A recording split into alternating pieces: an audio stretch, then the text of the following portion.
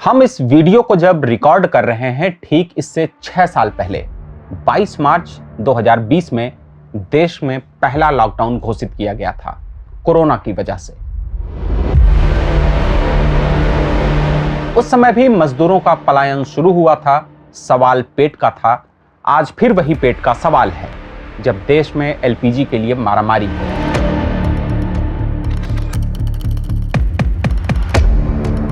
सूरत के कपड़ा उद्योग में काम करने वाले लाखों मजदूर आज फिर घरों को लौट रहे हैं। कारण एलपीजी सिलेंडर भरवाने का खर्च उठाना अब नामुमकिन हो गया है, क्योंकि फुटकर में मिलने वाली एलपीजी ब्लैक मार्केटिंग का शिकार हो गई है।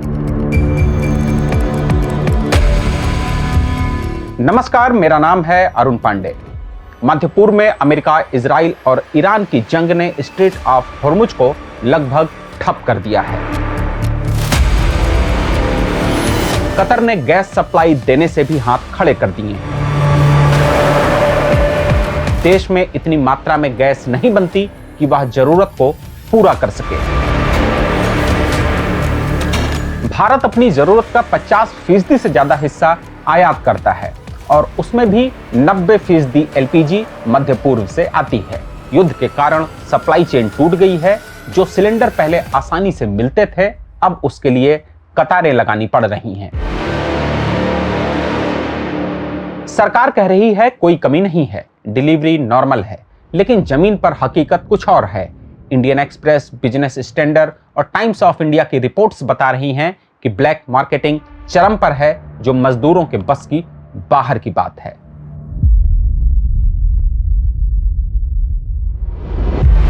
सूरत के कपड़ा मिलों में काम करने वाले मजदूर ज्यादातर उत्तर प्रदेश, बिहार, झारखंड, उत्तराखंड और ओडिशा से हैं।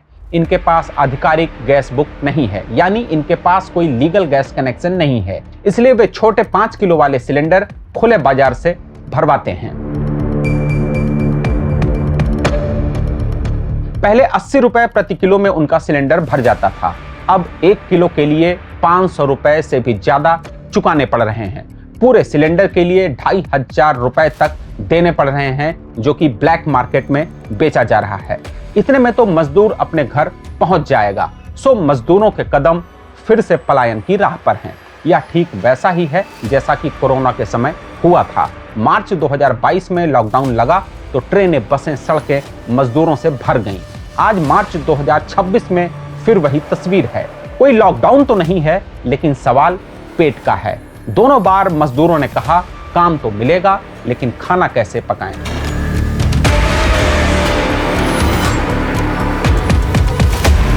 अब देखिए आपदा में अवसर तलाशने वालों का खेल। 19 किलो कॉमर्शियल सिलेंडर आधिकारिक रूप से 1800 रुपए का मिलता है, लेकिन इस दौर में 4000 से 6000 रुपए तक में बेचा जा रहा है।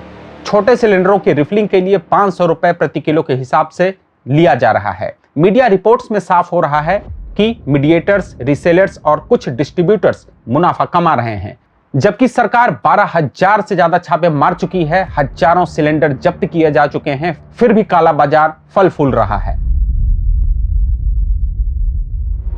ये वही लोग हैं जो कहते हैं कि हम कीमतें मनमाने तरीके से तय नहीं करते हैं, लेकिन मजदूरों की मजबूरी पर कमाई कर रहे हैं। सूरत प्रशासन ने 75 गैस एजेंसियों पर नजर रखी है, लेकिन गरीब मजदूरों तक पहुंच अभी भी नहीं है। सूरत का कपड़ा उद्योग देश की अर्थव्यवस्था की रीढ़ है, लेकिन मजदूरों के पलायन से कई फैक्ट्रियां हफ्ते में 1-2 दिन बंद रखनी पड़ रही हैं। दक्षिण गुजरात टेक्सटाइल प्रोसेसिंग एसोसिएशन ने चिंता जताई है कि अगर मजदूरों का पलायन हो गया तो फिर से कपड़ा उद्योग को ठप करना पड़ जाएगा।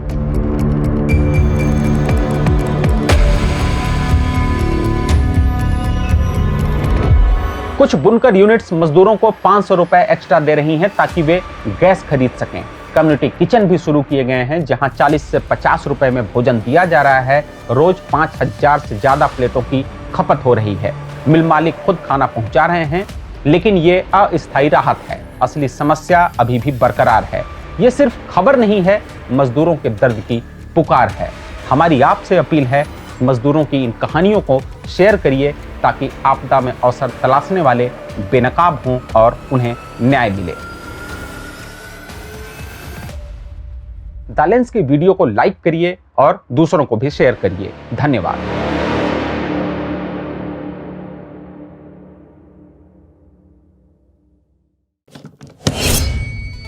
देश दुनिया की रखी खबर हर रोज हर शाम कानो कान सुनते रहें द लेंस पॉडकास्ट। रहिए अपडेट लेंस के साथ।